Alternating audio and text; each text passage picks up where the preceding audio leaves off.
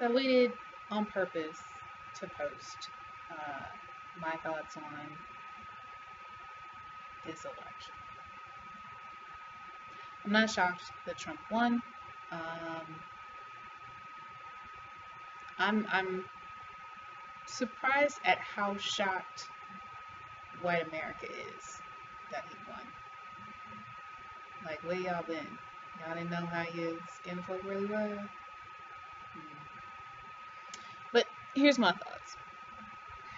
As a rational person who has governed herself through all of the disappointment of this election cycle, here's my thoughts on it. Very point blank. My fear was never so much of Trump, the individual. The problem I have always had with him since he decided to run was his ability to just say anything to get a following. And the highest crime he has from the campaign is how much he has emboldened racists and fearmongers to continue such rhetoric. Whether he fully believes it or not doesn't even matter at this point. Hillary was not a good candidate. And I know some people are going to be in their feels about it. That's okay. I'm allowed my opinion. But here's why. She wasn't a good candidate because she was everything that the American people already were tired of seeing from Washington. They were tired of career politicians who are in the pockets of lobbyists, are in the pockets of big corporations, and she was in deep all the way. On so many levels. Her entire campaign was funded by major banks and corporations.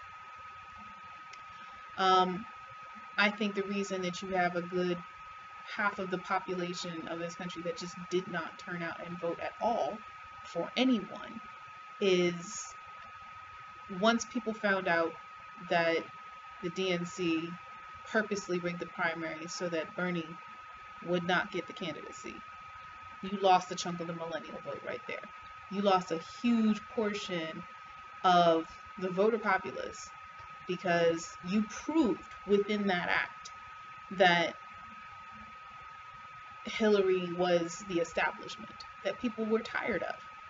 But I can't necessarily say that Bernie would have won the election anyway because this country has such a fear of the concept of socialism, and he was a democratic socialist. And let's be frank, this country is not that great at studying up on its own history or on world history, especially not on the concepts of how politics really work. They equate socialism with communism, and this country has had decades of fear of communism. But Bernie was charismatic. Bernie had the people. The people loved him. Loved him. But just as you had a huge portion of the population that absolutely adored Bernie Sanders, you had a huge portion of the population that adored everything that Trump was saying. And while it's quite clear that people voted for Donald Trump for a plethora of reasons, it's safe to say that all racists are Trump supporters. Period, point blank, to end. I don't care what anybody says. You're not going to convince me otherwise, and that sounds exactly like a Trump supporter. That's the mentality they had. You're not going to convince me otherwise. I don't care what you have to say. But let's be frank. You do have people who are not racist, who are not Islamophobic, who are not all of these horrible things that he spouted, but still voted for him. Maybe they used to be Bernie supporters. Maybe they just were tired of the given establishment. Maybe they just liked it and thought, he doesn't really have a chance to win. I think this is funny. This is a joke. Who knows? It doesn't matter. There is no point at this stage of casting blame. We already know who voted for him. We already know the numbers on who turned out to vote.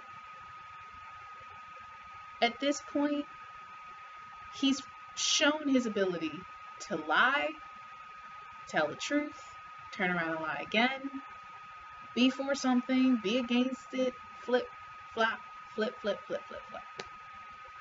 You never know what you're going to get with him. That's not a good thing. I don't know if that's a bad thing. It's just a thing. It's a Trump thing. That doesn't change the fact that people are still worried, that people are anxious, people are scared, and they have every right to be. Just like you have the right to sit up and say, get over it. This is your politics, this is your country, just suck it up. You have the right to say that. But you don't have the right to police another person's emotions. And, you know, for the sake of people being over the concept of these response posts and these videos and these thoughts and feelings on it, let people work through it however they work through it. Whether that's a series of Facebook posts, whether it's a safety pin that they wear on their shirt, whether it's protesting in the street. They're allowed. There's a reason we have freedom of speech still for right now. But to be quite honest, to me it was quite clear this election was going to be monumental, either in the win or the loss. But no matter what's so scary is, again, in my mind, not so much Trump the representative, but the people he has emboldened. Because for the most part, Trump's entire adult life, he's tended to vote Democratic. He's been a staunch Democrat. It was not shocking, really, that he knew the best way to get the most campaign support would be to go Republican, because that is the majority of the population of this country is Republican. But he knew, as a good salesman, what his target audience was, his customer base, and he fed them everything they wanted to hear. And he did a good job at it, because they turned out in droves. Be that as it may, he's already shown a more centered, more centrist, more progressive outlook, as he's already changed certain policies that he basically promised on his campaign trail. He's not going to repeal Obamacare, thank goodness, but he is saying he will work within it and potentially make some changes to it, some amendments here and there. Hopefully nothing to get rid of it. He's already changed his stance on immigration. He's going to change his stance on a lot of things. He was for overturning the Iran deal. That is off the table. He is not going to do that. Was this the greatest con of the U.S. electoral system? Maybe. But who really got conned? Was it Washington who got conned because they have a guy who is very unpredictable, other than, you know, you can easily hurt his feelings and he'll go on a Twitter rampage? Or did he con the American people, being the staunch Republicans who voted for him, thinking that they were going to have some sort of revolution? Who knows? My feeling was I needed to calm myself, because my frustration was moreover in how the down ballots went, not so much who won the presidency. It was more about how Congress went. But that is what it is, and hopefully the midterms will change that. But, you know, this political system this time around, this election, has been exhausting. There was so much coverage. He didn't really have to work that hard. He just had to say inflammatory things. He just had to say horrible things, and he knew people would listen to it. Whatever side you were on, you listened and you heard it. And that's why there's a large part of the population that's terrified, because they don't know, because they heard repeatedly the things that he said.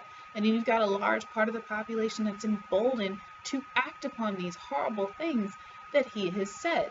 And it's bringing out still the worst in people.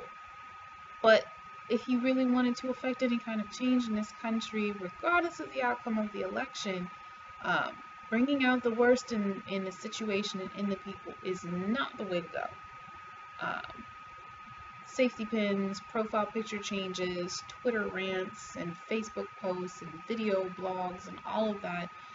Whatever way you can get factual, positive information out, whatever you can do to participate in actually making active change, do those things, because as much as it pains me to say it, whining about it isn't going to help. Throwing a temper tantrum never helps. Vent how you need to, without hurting people, hopefully. Um, but yeah, we have to move forward. It's been a week now. He's not the president yet. He's the president-elect. And there's still things that can happen and can change. So with that being said, those are my 2 cents.